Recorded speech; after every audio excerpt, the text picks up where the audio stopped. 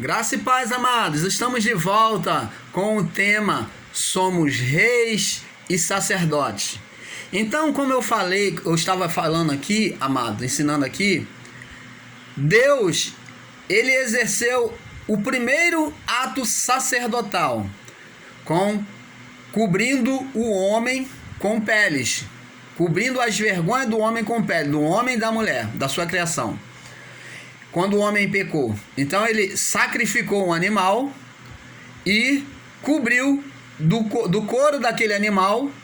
Deus cobriu as vergonhas do homem para trazer de volta a sã consciência, porque o homem se sentiu envergonhado de estar na presença de Deus e se escondeu e teve medo. Então, para aplacar esse medo e essa condenação, Deus usou, já tinha uma provisão de reparação, que é a reparação por meio de Cristo Jesus. Nós vamos ver lá na frente que isso já prefigurava, já fazia sombra daquilo que haveria de acontecer. Ele mesmo dando de si para reparar, tá? Na pessoa de Cristo Jesus. Quando falamos de Cristo Jesus, nós estamos falando do próprio Deus, entenda isso, é o Deus encarnado. Então, quando falamos de filho, estamos falando de Deus, mas ele encarnado, ele é filho, tá? Ele é filho. Para Deus, aqui embaixo na terra, ele foi filho, mas ele era Deus. Você está entendendo? E nós vamos estar falando sobre isso. Aqui, então, Deus fez sombra, sacrificou um animal, vestiu Adão e Eva com veste de peles, e ele foi o primeiro a exercer o ato sacerdotal, ensinando a Adão e Eva agora uma forma de reparação dos pecados, de aproximação de volta para Deus. Então, todas as vezes que o homem pecava, agora Adão e Eva aprendeu e sacrificava e buscava se reparar diante de Deus.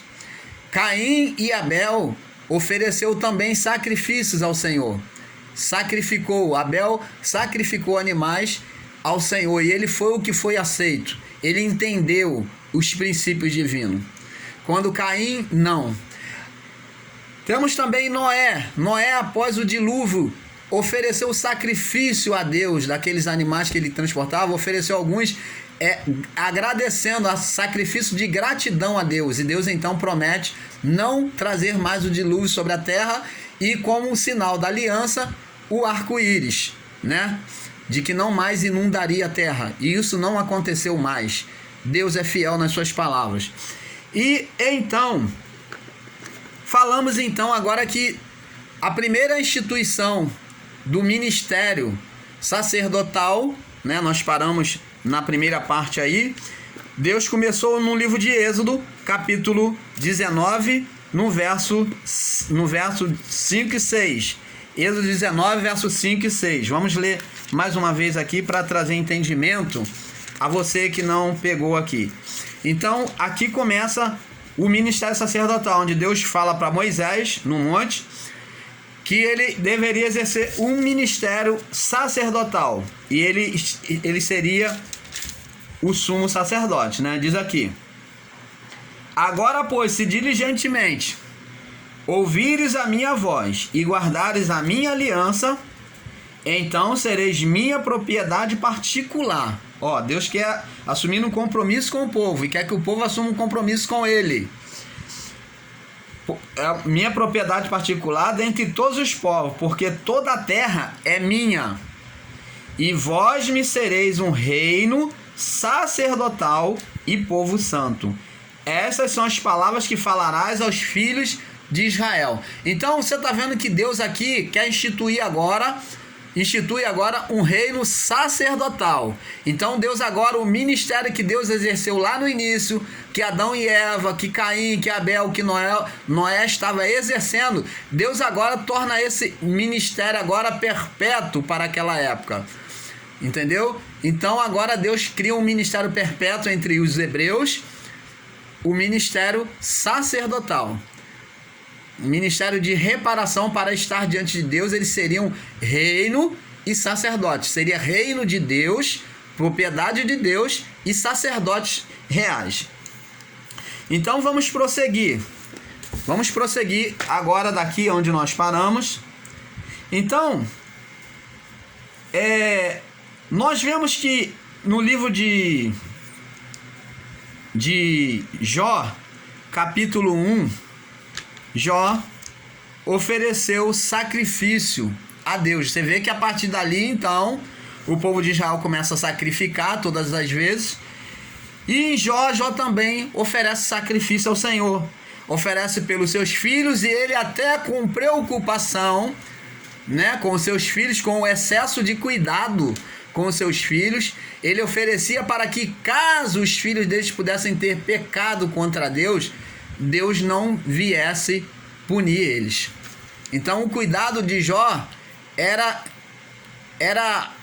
acima de tudo com os seus filhos. Então ele tinha uma preocupação muito grande com a sua família, né? Por isso que ele sofreu a perda da tua família, sofreu a perda de tudo, que ele disse: naquilo que eu temia me sobreveio, naquilo que era repugnante para mim, isso me torna como comida. Então Jó, ele não desejava tocar, né, sofrer aquele dano, e ele sofreu. Vamos continuar. Em Juízes, capítulo 6, do verso 24 ao 26, vemos também agora, além de Jó, vemos agora um homem que era um juiz na sua época, que se chamava Gideão, era contado como um dos juízes do povo israelita. E ele, então, para aplacar a ira de Deus diante do sofrimento que eles estavam tendo contra os seus inimigos, que saqueava toda a sua terra, então ele, para aplacar esse sofrimento, já não aceitando mais essa condição em que eles viviam, ele exerceu o sacerdócio, ofereceu a Deus, quando Deus apareceu para ele, então ele ofereceu a Deus, após isso, um boi. O boi significava expiação de muito pecado. Então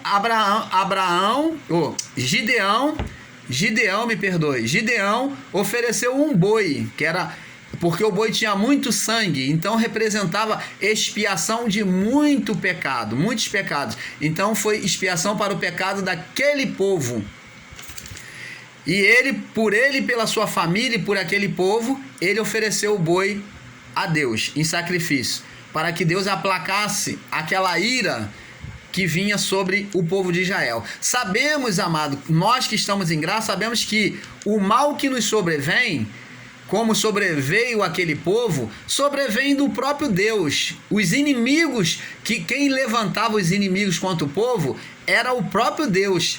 O sistema religioso vê o mal como uma coisa do diabo, mas nós que estamos em graça vemos o mal como algo vindo de Deus punir o pecado na carne. Nós vemos o mal como vindo de Deus punir o pecado na carne.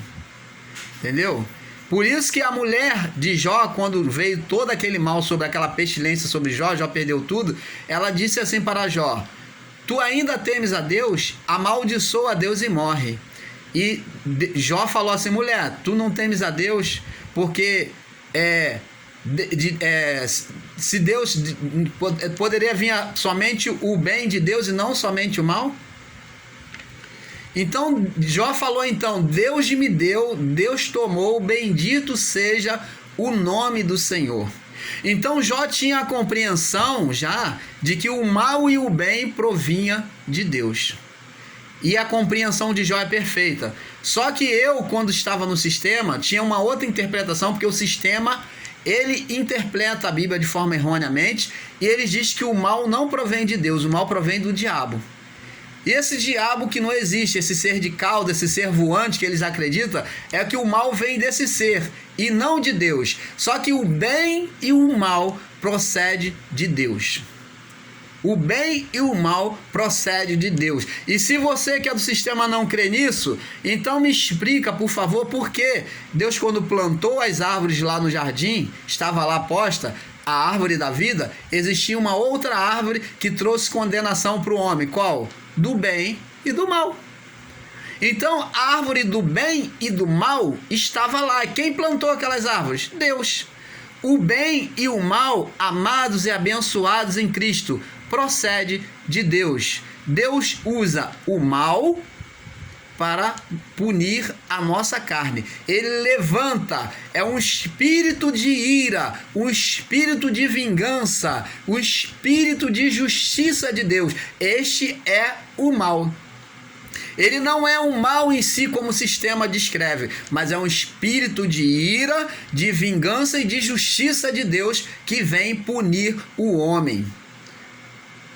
E então, Gideão para aplacar a ira de Deus, então ele ofereceu o boi.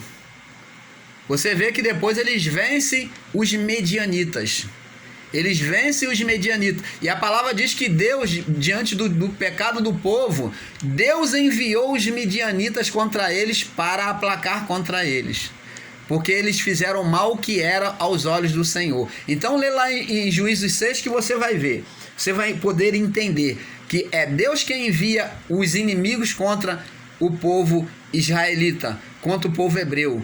Ele envia os midianitas para aplacar e saquear toda a terra deles e matar aqueles povos, tomar suas mulheres. E isso Deus leva eles à vergonha por causa do pecado. Eles se desviaram do Senhor. Então quem suscita esse espírito neles é o próprio Deus. E Gideão age como juiz e sacerdote ali naquele momento. Samuel, o profeta Samuel é um profeta, mas em 1 Samuel capítulo 7, verso 9, Samuel exerce um sacerdócio. Ele oferece sacrifícios ao Senhor.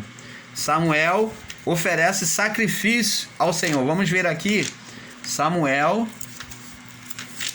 Samuel capítulo 7, verso 9. Vamos ver aqui. 1 Samuel, capítulo 7, no verso 9. Diz assim: Então tomou Samuel um cordeiro de mama, quer dizer, um cordeiro novo que ainda mamava, e sacrificou inteiro em holocausto ao Senhor.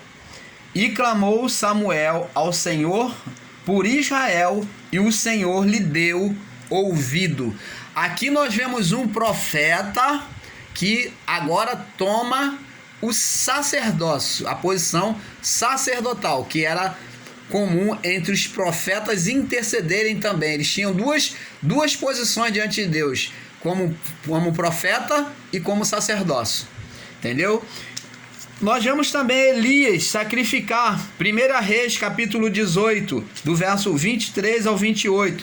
Lá o Elias diante dos profetas de Baal para mandar chuva, aonde o povo hebreu estava cocheando entre dois pensamentos, não sabe se acreditava na palavra do profeta em Deus ou nos profetas de Baal, porque o povo já estava indo para o lado de Baal e fazendo rituais de Baal e oferecendo sacrifício a Baal, se sacrificando, se retalhando como os Balaíns. Então Elias, para tirar essa dúvida, para tirar esse povo esses dois pensamentos, estava cocheando entre os dois pensamentos, né? Estava mancando, uma hora estava baixo, uma hora estava alto, uma hora tinha fé, outra hora não tinha fé em Deus. Então isso é cochear. Então Elias, para dar uma decisão a esse povo, ele clama a Deus, faz um desafio com os profetas de Baal para envergonhar eles, e clama a Deus e desce fogo dos céus. Ele oferece o sacrifício, né? Clama a Deus e desceu o fogo dos céus. Elias exerceu ali um sacerdócio.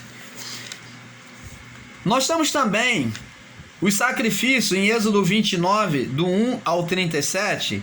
Nadab, Abiú, Eleazar e Tamar exerce o sacerdócio. Esses daqui foram os primeiros sacerdotes levantado por Moisés, apontado por Moisés, aonde depois esses sacerdotes também exerceram junto com Arão, né?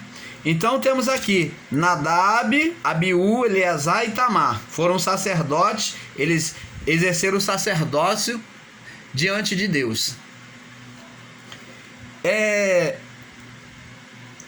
O sacerdote, amados e abençoados em Cristo, eles tinham que ser perfeitos. Eram homens que não podiam ter defeitos. Não podia ser manco, não podia ter defeito físico nenhum. Não podia ser zarolha, caolha, né? Defeito nos olhos, ou no nariz, ou na boca, ou nas mãos. O homem tinha que ser perfeito. Porque o sacerdote, ele tinha uma representação em Cristo, no próprio Deus, no Cristo encarnado. Então ele tinha representação no Cristo encarnado, que era quem? Jesus. Era a representação daquilo que viria. E Jesus, ele veio perfeito. Ele não veio com defeito. O cordeiro tinha que ser sem mácula, sem defeito. Então por isso ele tinha que ser perfeito. Esses homens eram escolhidos a dedo, tá? Então eu quero que você entenda isso. Nós vamos estar falando, após a seguir, vamos estar falando sobre isso. Em Levítico, capítulo 21, fala da escolha do sacerdote, tá bom? Ele tinha que ser perfeito, tá bom? Nós temos aqui também em Lucas, capítulo 3, verso 2, aonde Zacarias é escolhido como sacerdote. Ele tinha que ser perfeito. Lucas, capítulo 3, verso 2. Zacarias exercendo o sacerdócio. E nós vamos estar falando também no próximo vídeo sobre a função do sacerdócio. Eles oravam e intercediam pelo povo. Então, fique na paz aí. Vamos para a terceira parte, tá? Somos reis e sacerdotes. A terceira parte. Paz.